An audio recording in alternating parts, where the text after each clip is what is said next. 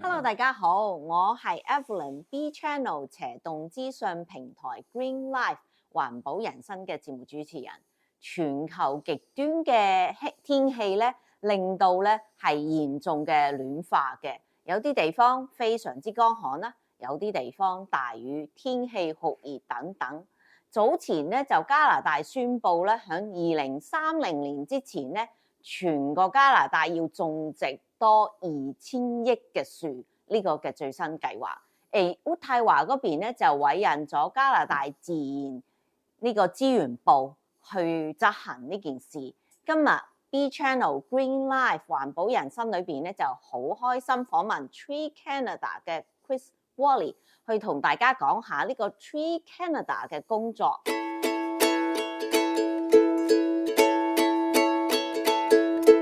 So, Chris, good morning. Welcome to our program.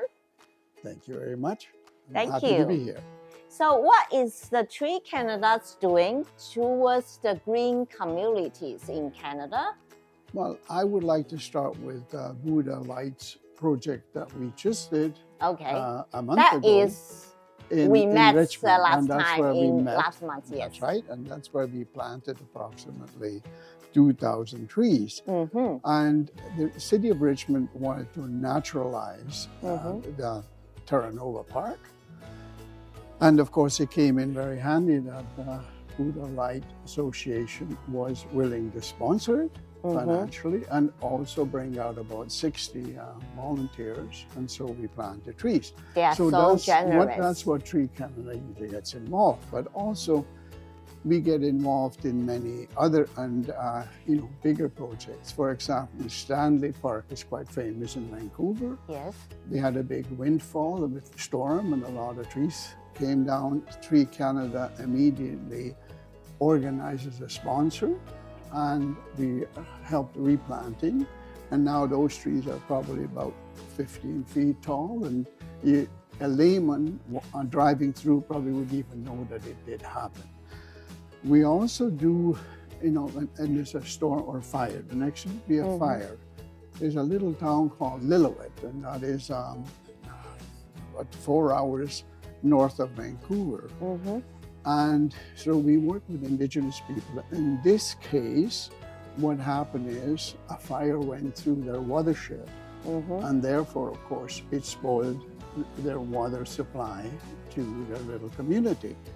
So again, we got involved with sponsors. In this case, it was a railroad. We sponsored it and we replanted it. And now there is, again, the watershed has been replanted. And there's approximately, again, 12-foot trees. And so it's back to normal again. But also we get involved in very big ones. And that is in the east, you hear about ice storms. You hear about floods. And that type of thing as well. We work with sponsors. And then also we do very small ones. We do school projects and wetlands and that type of thing. That's what we get involved in. Great. So you just mentioned the trees because of the fire, because waterfalls. So we need more people to help on the tree planting. Just curious that for a tree, how long the duration for them to take up to grow usually? It's interesting. For example, there is a pine in Bristol pine in California. This is over 4,800 years old. And of course, that's how long it lives. Yes. Well, a Lombardy poplar in my backyard would grow about 10 feet a year. Therefore, it is up in no time to 60 feet as I usually grow to 80 feet. Wow. So there's a real, a real difference between how the trees grow. But generally, in communities, the ones that we plant in communities, because they don't go too big, it's usually about in 15, 20 years, you have a nice tree. 50 and 20 years. A nice cover for it. Wow, Yeah, that's right. still That's right. That's right. a long time for. Oh yeah, no. It takes a while. That's for sure. Yeah. Okay, and how are the ethnic markets in Canada? can get involved in the tree planting, just like you mentioned, the temples, as individual or community or business organization? Okay, let's start with individual. Let's say yourself, you like to get involved. Well, can I be a volunteer to help out? Oh yeah, absolutely. So the way it would work is, one, you can just donate and not get involved. Simply donate to Tree Canada, and that money is used to distribute. So how much I need to donate for? That doesn't matter. It's up to you. No, it's it's not a problem at all. But the other thing I think more productive, I would say, is if you kind of join a stewardship group within, let's say, in the city, you could do that.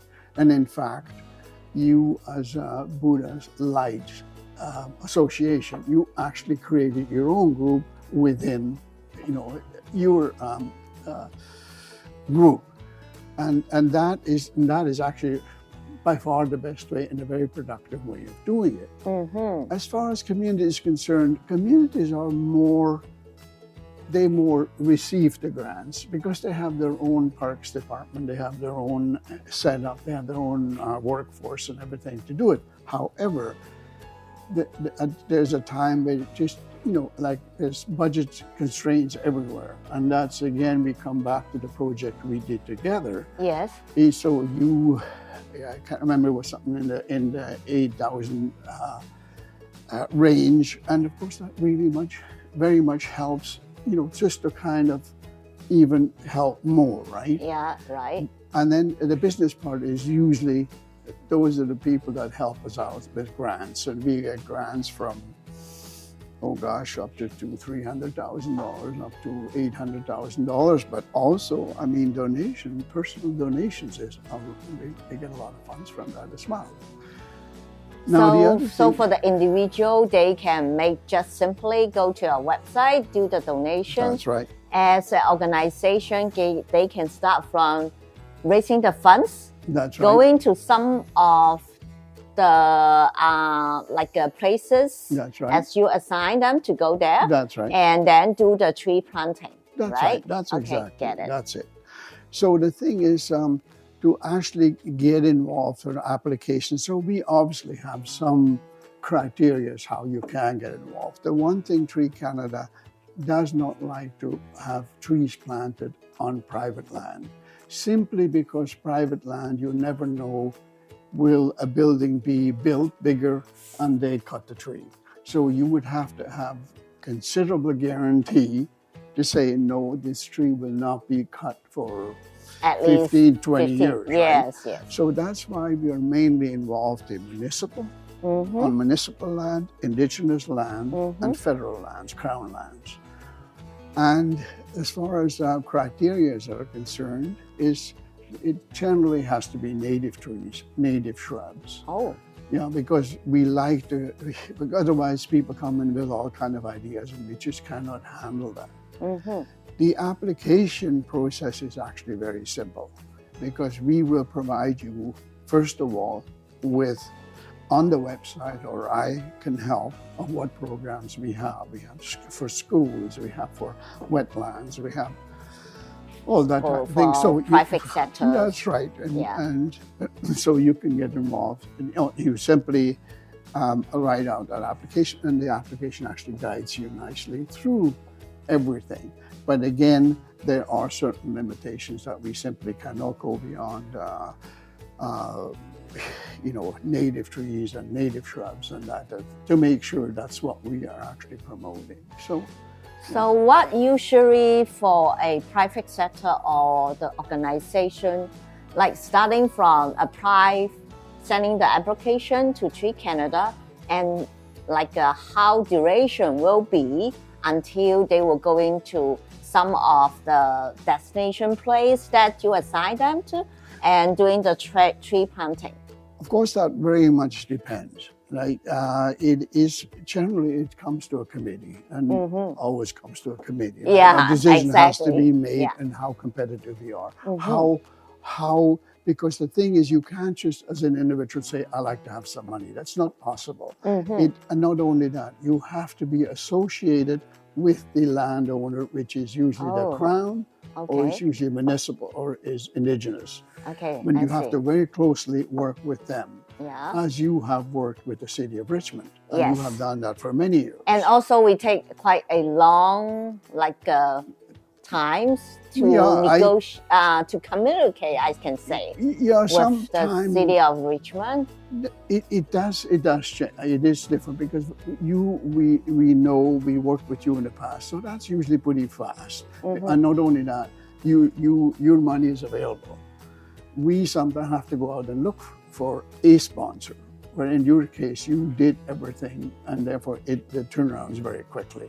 So I mean, it's almost within days that it's approved, and then, but of course then the site has to be prepared. That's what takes the time. And the season is now extremely important, because if you it seems to be the whole planting window is now changing, because really the National Tree Day fell in a very dry part. We should have and could have moved it maybe to now when it's raining. I know it's not nice for people, but for plants to actually survive, which is to us very important, you spend all that money to put a tree or a shrub into the ground, and then it's not surviving, simply it was put in the wrong plant. I mean, they do water them and things like this, but that's more costly. So among those cities in Greater Vancouver, which cities you worked most to them, like Coquitlam or Surrey or Richmond? I must say it's pretty similar.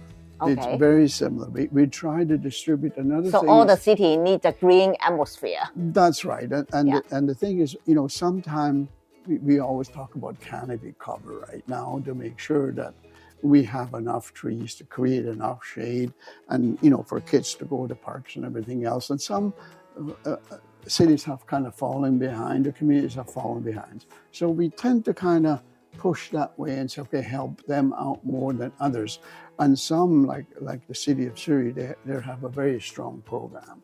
They have incredible amount of what you call stewardship groups that always help and push, and so this is the type of thing you need, that kind of dynamics too.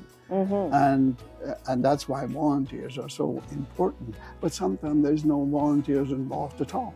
They simply, sponsors provide the funding, and they say that this is what we're going to spend it on, and that's it. So just what I want to know more, if an organization, they have a grant, and it's not a small grant, sending to the Tree Canada and saying that I don't care which city you are going to do the tree plantings. So what you will, in which way you will communicate with those cities, mayors or councillors? It's usually a park level. It's parks manager level. And the fact is that I have. Will you talk to Richmond park level or Surrey park level? We have such kinds of big grants, and what you want? No. Will you ask them? That's right, because the one thing you have to remember, I've been with Tree Canada, or working with Tree Canada more as an advisor. I have probably some 700 contacts within, so I can really just call up and say, hey, John, there is some funding available, but sometimes the sponsor wants to direct it too, because you directed it. You didn't want the trees planted in Surrey because you were here. And so this is the type of thing, that's my job. And working together with our Ottawa office to work out of where the money should go and where it's most needed. Not only that, it better be a good project as well. That is, that we know will be done, and it is a credible sponsor. That's another thing. We don't just take any money, so to speak. We want to be, fair all along. Good to know that. How we did mention before how usually you will encourage more grant to the Tree Canada to help like tree planting? Well, I mean, were you doing advertising or educational, like we have a structure, and that is, one is we what you call have a Canadian conference, that's urban conference, every 2 years. So you, or generally it is parks people, and they will attend that every 2 years. They will find out what's happening with Tree Canada, and it's also sponsored by Tree Canada. Okay. So that's one way.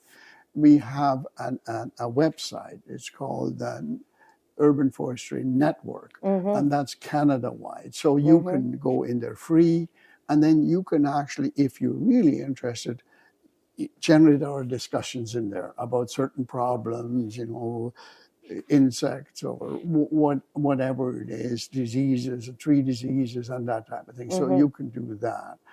And also we have, like I mentioned before, we have what we call a school ground program.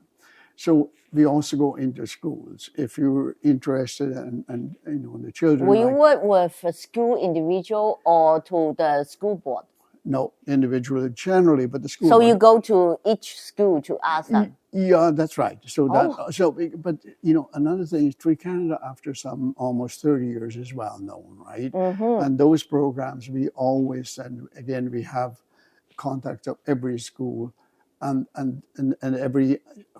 Well, it's about this time when we let them know, you know, we're ready if you want to apply. But you know, sometimes you have something like 400 or 500 applications. Of course, you only have funding for 60. So that's when, again, a committee, a review committee, and I'm part of it. And we have maybe something like 20 people, that, you know, across the country that get involved in that. So this is really how it's structured. So that we like to always try to keep it as simple as possible, but we still have to keep it together. So, and a certain amount of what you call it, regulations have to be here and boundaries have to be there to make sure. And that's why we're still here.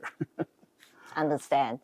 So last one I would like to know is, what is the action plan for the Tree Canada work towards the zero carbon footprints in the near future, as everyone is talking about the zero carbon footprint, right? Yeah, the thing is, Tree Canada is only a small part of it when you think of it. I mean, it's really the most, first of all, who is causing it? You know, so that's where you really have to stop it, because a tree planting is really an after thing that, you know, to kind of try to have that carbon absorbed that somebody let go, right? Yeah.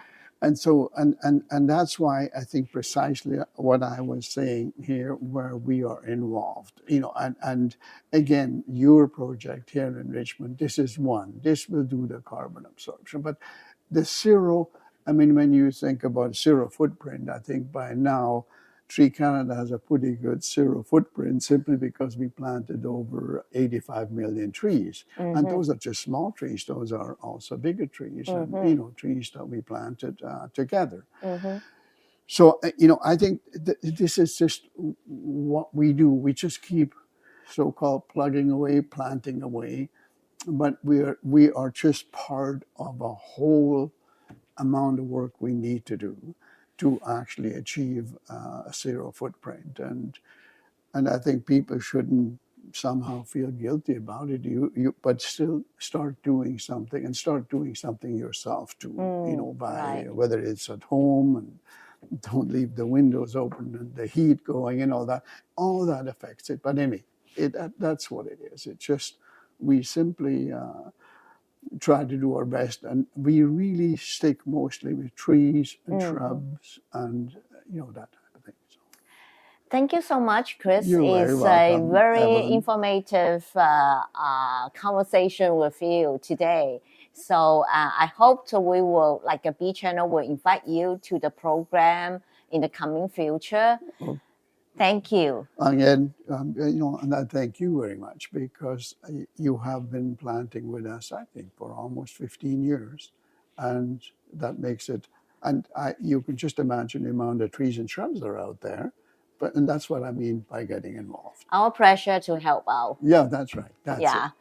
咁今日好多謝大家嘅收看啦，因為希望大家咧每個人都係早啲去環保個意識咧提升咗咧，咁唔單止種樹啦，環保其實係包括好多方面嘅。如果大家有機會睇Green Life 嘅 program 嘅話，都知道就算垃圾嘅分類，亦都係環保一樣嘢，亦都係可以令到呢個世界早日實現零嘅碳排放嘅。多謝大家。